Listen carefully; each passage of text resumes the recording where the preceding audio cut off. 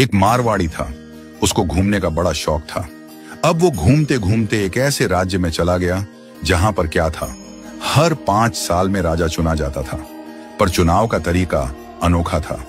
एक हाथी आता सूंड में माला लेकर और सबके बीच घूमता था। जिसके गले में वो माला डाल देता वही राजा बनता था। अब क्या हुआ, हाथी आया माला लेकर, थोड़ी देर इधर उधर देखा और जाकर माला इस मारवाड़ी के गले में डाल दी। मारवाड़ी हैरान, अरे भाई मैं तो घूमने वाला आदमी हूं, ये कहां फंसा दिया। खैर उसे राजा बना दिया गया, सिंहासन पर बिठाया गया। राजपुरोहित आया, तिलक करते हुए शर्तें सुनाने लगा। भैया आपको 5 साल के लिए राजा बनाया जा रहा है, लेकिन 5 साल पूरे होते ही आपको यहां से सैकड़ों किलोमीटर दूर एक उफनती नदी के किनारे छोड़ दिया जाएगा। उस नदी में घड़ियाल हैं, मगरमच्छ हैं, जिनकी वजह से आप नदी पार नहीं कर सकते। अगर किसी तरह पार कर भी गए तो उसके बाद आएगा एक गहरा जंगल जिसमें हिंसक जानवर और खतरनाक राहें हैं। वहां आप जानो और आपकी किस्मत। अब तक जो भी राजा बना था उसे मालूम था कि 5 साल बाद मरना तय है, तो वह 5 साल बस ऐश करता था, भोग विलास, मजा, तामझाम। लेकिन यह मारवाड़ी अलग निकला।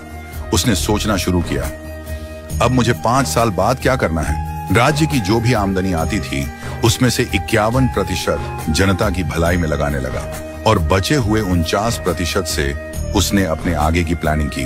पहले साल उसने नदी पर एक पुल बनवाया, दूसरे साल उस पार के जंगल को साफ करवाया, खेती के लायक जमीन बनवाई, तीसरे साल वहां सड़कें बनवाई, लोग वहां बसने लगे, गांव और मोहल्ले बनने लगे। चौथे साल एक छोटा सा महल बनवाया जहां वह आगे जाकर रह सके। 5वें साल अपने जीवन भर का खर्च, जरूरी चीजें, अनाज, सब कुछ वहां स्टोर करवा दिया। अब 5 साल पूरे हो गए। परंपरा के अनुसार लोग उसे ढोल नगाड़ों के साथ विदा करने आए। लोगों की आंखों में आंसू थे। कहने लगे, ऐसा राजा हमने पहले कभी नहीं देखा।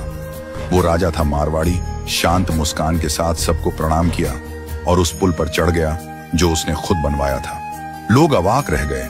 हजारों राजा आए गए, मारे गए, लेकिन ये पहला राजा था जो भवसागर को पार कर गया। कथा का संदेश, हम सभी इस धरती पर सीमित समय के लिए आए हैं। ये जीवन 5 सालों की तरह है। जो इस समय को मौज में घंवा देता है वो अंत में उस भवसागर में गिरता है जहां मगरमच्छ, घड़ियाल, दुख और पीड़ा है। लेकिन जो जीवन का उपयोग अच्छे कर्मों, जनसेवा और प्रार्थना में करता है वो इस जीवन से परे उस पार पहुंच जाता है। तो आज ही से भवसागर पार करने के लिए अपना पुल बनाना शुरू कीजिए, ताकि जब आपका कार्यकाल समाप्त हो तो आपको भी सीधे ठाकुर जी के पास बैकुंठ में वास मिले और आपके अच्छे कर्मों की वजह से आपको हमेशा के लिए याद रखा जाए।